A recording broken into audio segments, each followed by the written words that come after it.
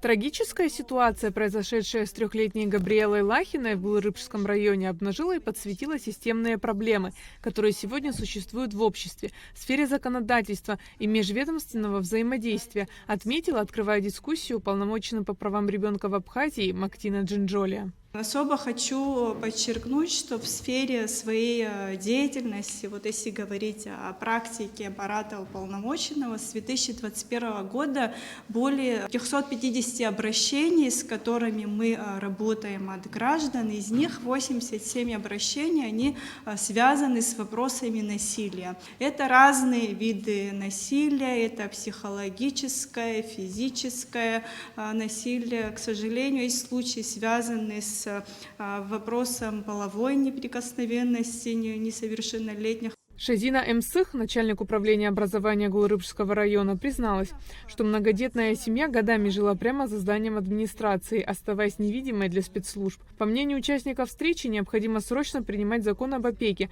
расширять штат, также выводить службу из состава отделов образования в профильные ведомства. Необходим постоянный мониторинг, чтобы предотвратить такого рода трагедии. Семье самой администрации, в том числе отделу образования, известно не было. В 2024 году мы познакомились со старшими детьми, так как они обучались в Синопской школе, то есть это город Сухум.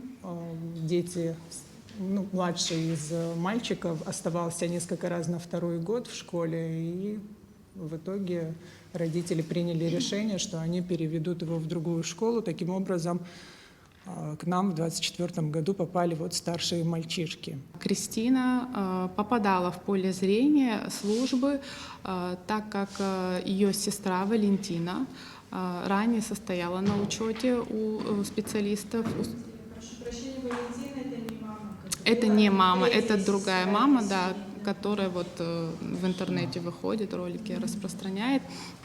Она была клиентом нашей службы и обращалась, было самообращение с ее стороны в тот момент, когда она подвергалась насилию со стороны своего сожителя. У нее уже было на тот момент 2 детей. И работая с Валентиной, мы выясняли ситуацию, семейную ситуацию, и в тот момент Кристина тоже попадала под наше поле зрения. Мы знали, что она проживает в Гулерипском районе. На тот момент у нее было 4 детей. Девочка погибшая, Габриэла, с ней на тот момент не проживала.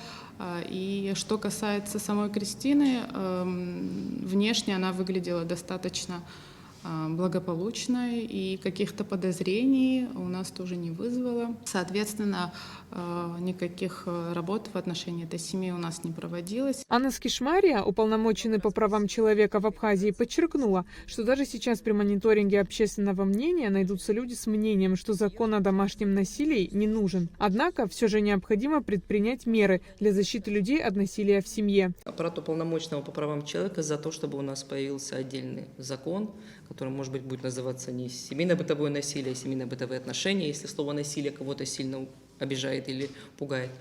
Но, к сожалению, в тот период, когда мы с этим столкнулись, мы столкнулись больше всего с противодействием и попробовали пойти по пути меньшего сопротивления.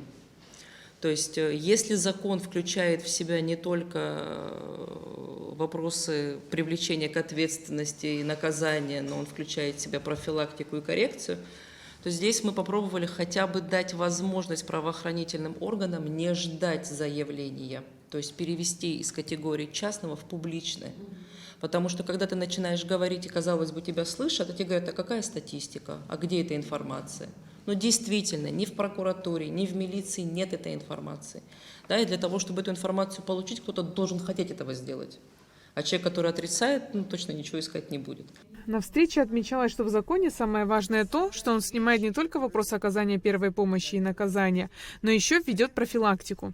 Обязательно в этом законе должна быть определена и роль школы, и роль опеки, и роль соцслужб, и роль правоохранительных органов. Все в этом законе должно быть прописано. Мы Мы над этим законом уже поработали. Это результат на самом деле не офиса уполномоченного, я вам хочу сказать. Это еще много лет тому назад Ассоциация женщин Абхазии очень серьезные исследования провели о насилии в семье. И вот там мы очень о многих вопросах, которые публично раньше не говорилось, они об этом сказали. На самом деле широкое вот такое наше участие в этом законе, наверное, каждый, только тогда может быть этот закон быть совершенен. И то возможны потом поправки. Итогом обсуждения будет принята резолюция с конкретными предложениями и рекомендациями, которую направят на рассмотрение президенту и парламенту Абхазии. Аэлита Арутюнян, Давид Хашик, Абхазское телевидение.